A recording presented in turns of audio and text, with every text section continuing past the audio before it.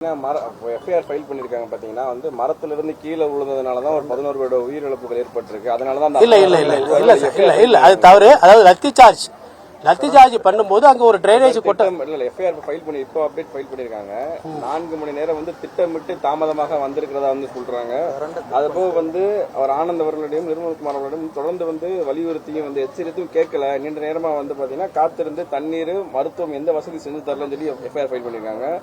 அவர் கூட்ட நெரிசல் ஏற்பட்ட அழுத்தத்தினாலதான் மக்களுடைய உடல்நல சூழல் காரணமா தான் இது நடந்திருக்குன்னு சொல்லி 11 பேரோட உயிரிழப்புக்கு இது முக்கியமான, குறிப்பா மரத்துல இருந்து கீழே விழுந்ததுனாலதான் அந்த இடத்துல ஒரு இல்ல சார், மரத்துல இருந்து கீழே விழுந்ததுன்னா ஏன் உடனடியா உடல் கூராய்வு செஞ்சு இரவோடு இரவாக ஏன் நீங்க வந்து அவங்களுடைய கொடுக்குறீங்க?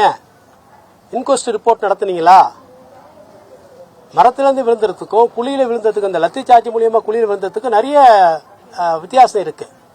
இதெல்லாம் வந்து இதுவரையும் கூட உடல் அந்த அந்த சீராய்வு இது வந்து எங்களுக்கு இன்னும் வரவில்லை. இதெல்லாம் வந்த பிறகு நாங்கள் அடுத்த கட்டத்துக்காக முகவும். ஆகவே ஏன் வந்து உடனடியா, ஏன்னா இரவு வந்து எப்போதுமே வந்து அடாப்சி செய்ய மாட்டாங்க, போஸ்ட்மார்ட்டம் செய்ய மாட்டாங்க. அந்த வழக்கில் இரவோடு இரவாக 39 பேருக்கு செஞ்சிருக்காங்க. இதுக்கு என்ன காரணம்? அதுக்கு போதுமான மருத்துவர்கள் எங்கிருந்து அவங்க இறக்குமதி செய்யப்பட்டாங்க? அந்த உடற்கூறாய்வு செய்வதற்கான அனுபவமோ அவர்களுக்கு அந்த படிப்போ இருக்கிறதா? இதெல்லாம் ஒரு முக்கியமான கேள்வி. இதெல்லாம் வந்து எங்களுடைய மனுவில் நாங்கள் சொல்லியிருக்கோம்.